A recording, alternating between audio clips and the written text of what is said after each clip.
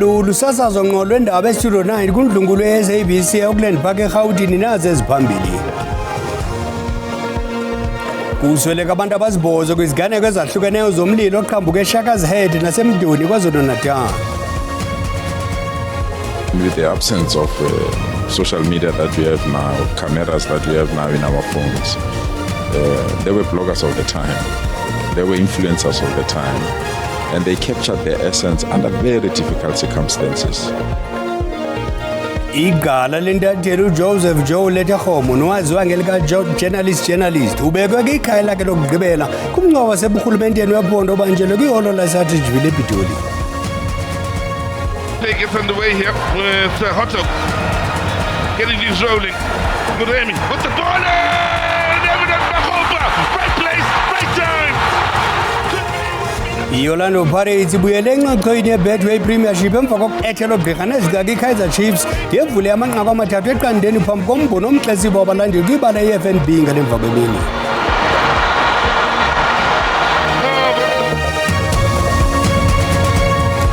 Lingenandaba sondelani mawethu etyeba ngiteketeke imbizi yalenhlwa yelali xa inje ulweni ekhaya. Abantu abazibhozo baphulukene nobomi babo kwiziganeko zomlilo ezahlukeneyo KwaZulu-Natal. Kubhubha abantwana abahlanu ngethuba kusitsha amatyotyombe abo eShaka's Head ngaseBhalitho kunxwembo olukuMantleThiko. Amaxhoba aminyaka iphakathi komnye ukuya kwi-19. Kwesinye isiganeko kunxwembo olusemazantsi KwaZulu-Natal kusweleka abantu abathathu kumlilo wesakhiwo eMduni. Kusale izindonga zamaplangwe kulandela umlilo. Lenhlekelele ishiye umphakathi waseShaka's Head ushaqekile. Kusola ukuthi umndeni ubulele ngesikhathi kuqubuka umlilo. Iziphathimandla zithi unina uzamile ukuhlenga izingane kumalangabi omlilo kodwa wakwazi ukusindisa kuphela umzukulo neminyaka emibili ubudala. Bobabili baphuthunyiswe esibhedlela. Ezinye izingane ezinhlanu zishone kulomlilo. Ubaba wazo usindile walimala kancane. Indala ingane yakhwaza tata ndiqume njengoba sendibuthungweni andiqokanga ndithi ugesi sowuhambile so ucishile ugesi ndizama into okugqoka ndiyibona uma wazo sephumile avule isicaphi sasingena eshelthini ubezongena kulomnyango wengane. Lefika nyani ngoba kukhiywa ngoba kuyakhiwa egate-ini lo mnyango lo wengane ukhwibhagla kuvalwa nje ibhagla ingakhiwa kube sekuvalwa ucango. Afika phusha umawazo nendifika nami sendilandela umawazo abeziphosa phakathi. Omakhelwane bathi bavuswe ukumemeza kukandodakazi omdala. Abanye bazamile ukugijima beyozama ukusiza kodwa bavinjwa amalangabi nentuthu. Yonke lento yothusile kakhulu ngoba bekuseyintathakusa bekusekuseni lapho mhlawumbe ukuthongo sebuthe uqina ngamandla kodwa bakwazile abantu ukufika and nenye into iphinde yasincedisa kakhulu sinendlela yokuthi mhlawumbe sibize umphakathi so kune whistle impembe eyisetshenziswa mhlawumbe for ukubiza abantu so sizamile ukuzofika apha sazama siphethe zonke izixhobo esicinga bafama zingancedisa ukuzama ukuvula but unfortunately bekungekho lula ukuvula. Uhulumeni wesifundazwe uthi kuthunyelwe ithimba ezosebenzisana nomasipala ukusiza lemndeni ethintekile. Imbangela yalemlilo yombili isaphenywa. Ngingononhlakanipho Magwaza ezindabeni ze-SABC eShaka's Head. Igala lentatheli Joseph Joe Letaghomo nowaziwa ngelika journalist ubekwe kwikhaya lakhe lokugqibela kumngcwabo waseburhulumenteni wephondo obanjelwe kwiholo laseAtteridgeville ePitoli. Umfi uLetaghomo ukhunjulwe ngokuzimisela kwakhe kumsebenzi wakhe obuntatheli ngexesha lalinzima kweli lengcinezelo. Wadisa udisho olwalungenalisini olwalusenziwa kubafundi ngethuba lentshukumo zolutsha lwaseSoweto ngomhla weJune 16 ngo-1976.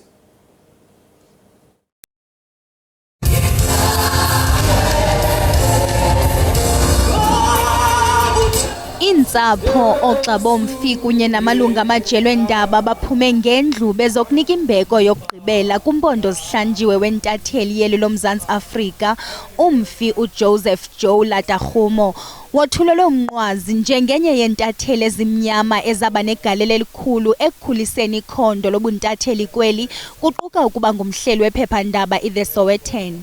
We started the Sowetan and he as our editor. Those were challenging times. The first challenge was actually to take a title called the Sowetan, which suggested that it was a paper for Soweto only.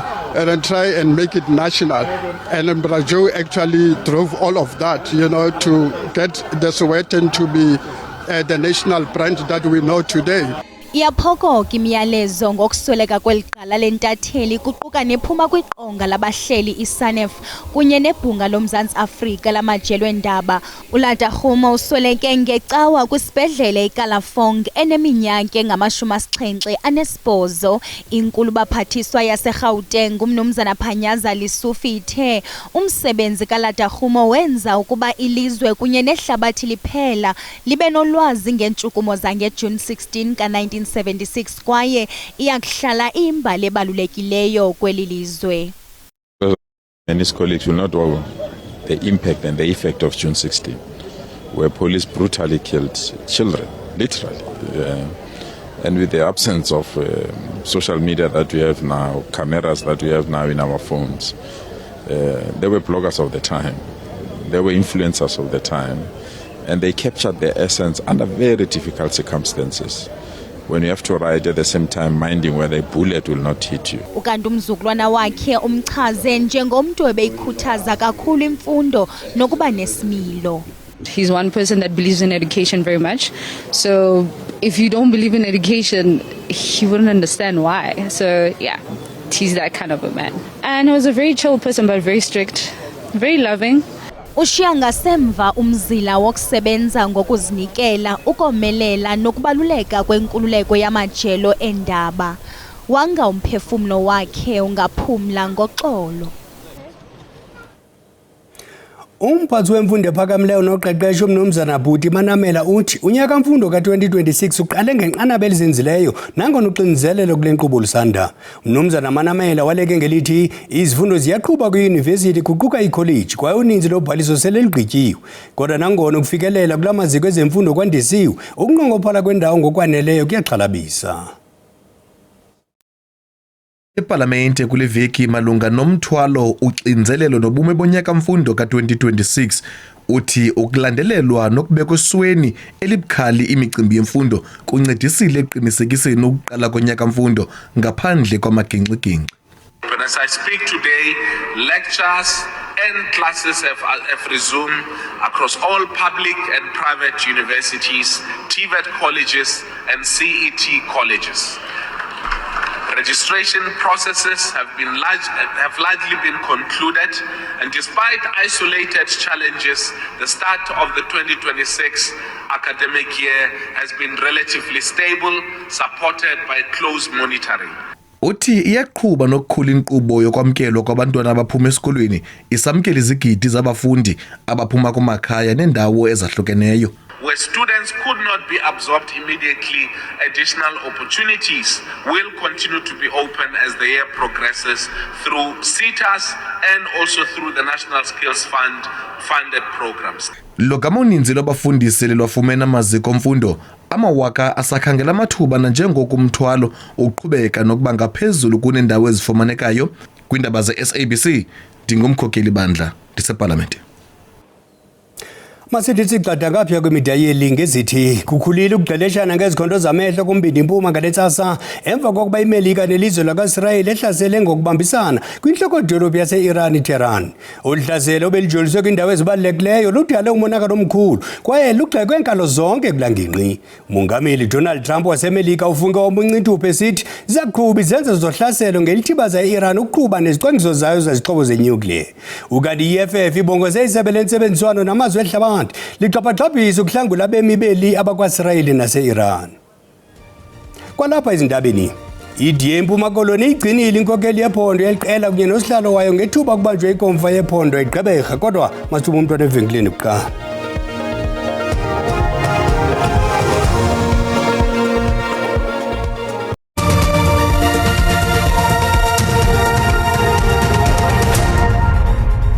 Sihlabele mgamane ndaba zethu. iDA eMpuma Koloni igcinile inkokeli yephondo yeliqela kunye nosihlalo wayo ngethuba kubanjwe inkomfa yephondo eGqeberha. Mnumzana Andrew Whitfield inkokeli yeliqela kweliphondo kunye nomnumzana Yusuf Kasim Mongo usihlalo baphinde bonyulwa ngaphandle kokuphikiswa. Iqela iDemocratic Alliance liceba ukujongana nemingeni yeliphondo equka iindlela ezingekho semgangathweni kunye nokungabikho kwamanzi.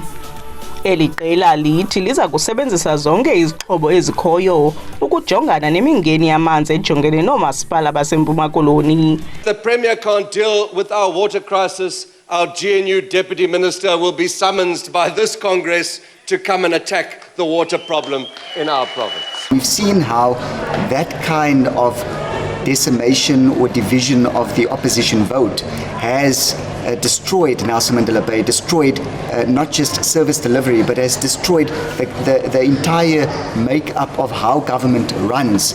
Enye yeenkokheli zalombutho, uJohn Steenhuisen uthi ukholelwa ukuba usodolophu waseKapa uHill Lewis ngumgqatso obalaseleyo ulungele ukuthatha isikhundla sobunkokheli kweli qela. The nominations remain open till the end of March where they'll shut.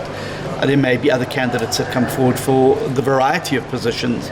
And I think that once we have the full run of the candidates, they will make their pitch to the delegates of the party and a leader and a leadership team will emerge.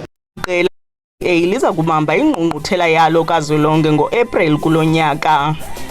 Kwiindaba ze-SABC ndingunandipha Platyi eGqeberha. Ukuzihlaziya umgaqo wezopolitiko kwanohlumo phambi konyulo lomasipala yimiba ibiphambili kwintlanganiso ye-United Democratic Movement eMthatha eMpuma Koloni. Umongameli walombutho uNjengele Bantu Holomisa uthi bafuna ukuqinisekisa ngohlumo njengoko benza njalo ngo-2024. uNjengele Bantu Holomisa uthi umbutho wakhe ujolise ekuphuculeni impilo zabemi beli. Ufuna kolulonyulo luzayo babe noceba koomasipala abaninzi ukuqinisekisa inkonzo ziyaya eluntwini. Uye wakhuthaza amalungu alombutho ukuba onyule abantu abangengomagwala. I-United Democratic Movement ikhulile usukela ngo-2024 because besikade sine-2 seats baniyakhumbula ziyi-4 sithethayo. Ngoku kwamasipala sifuna ukuthi make sure uba kwezi masipala zonke i-UDM at least mayibelwe linani elikhulu.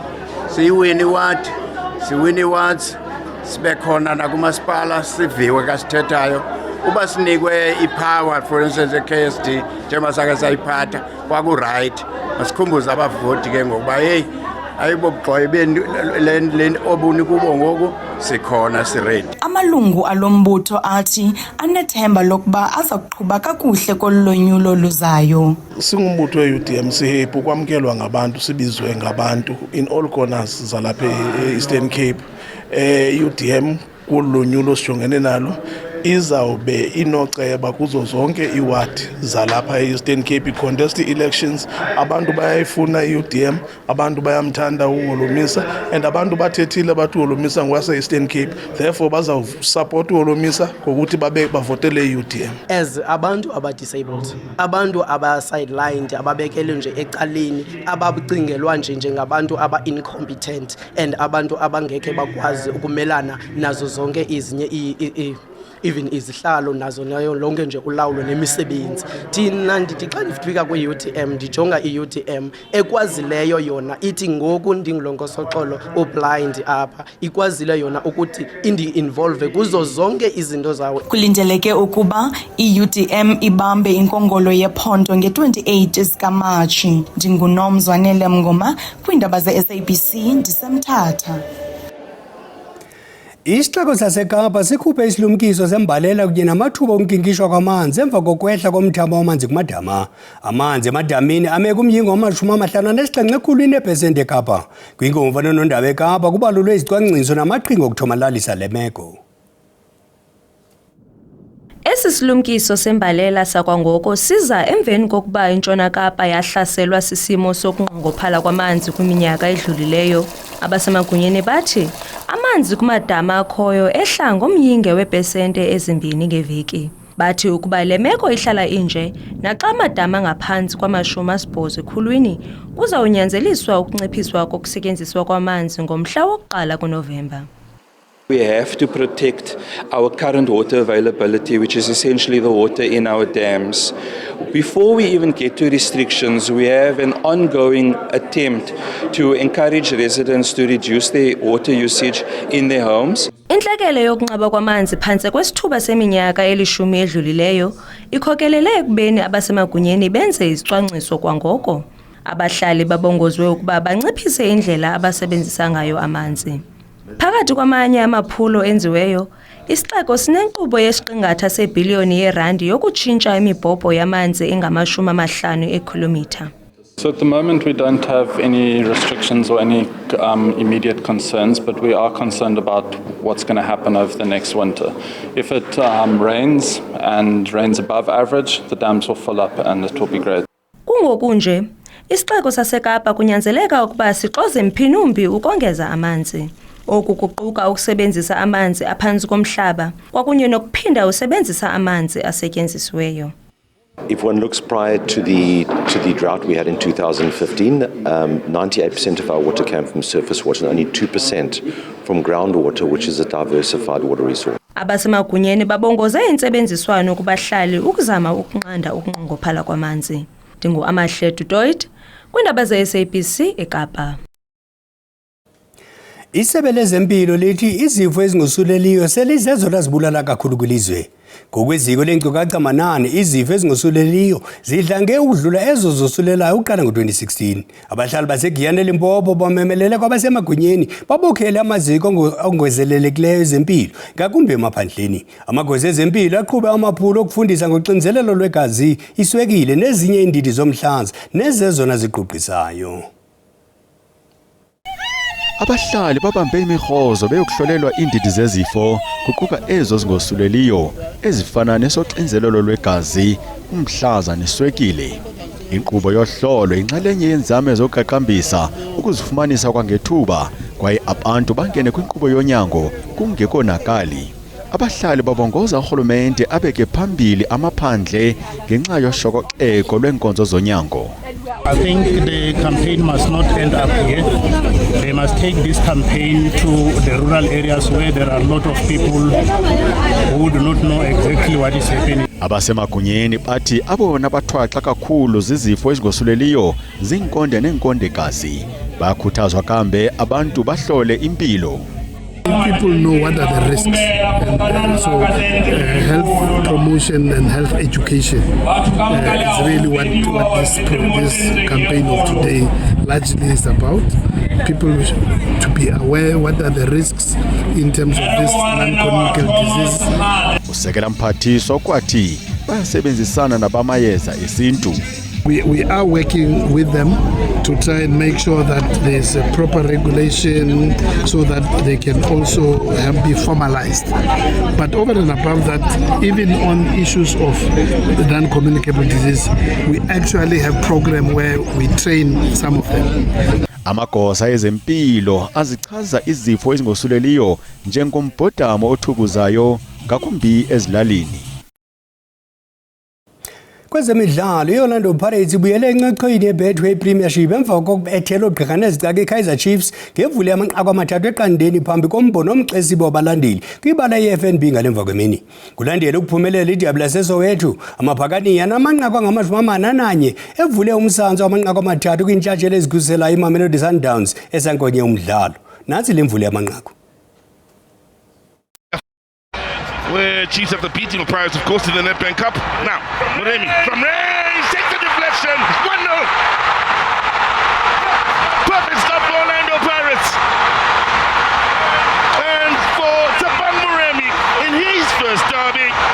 Baba ina bana baka Orlando. Wa go tswa kalebelo. Sepelebele. Oshila Police. Ke bona kotsi ke bona mathomola.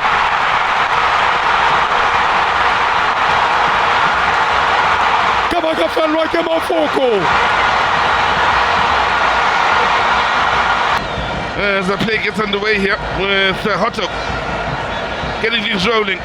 Muremi with the ball in! Evident Mahopa! Right place, right time! Could very well be the killer blow as Chiefs score 3, or rather Pirates score 3 on the way to marching away from the FNB Stadium with 3 points.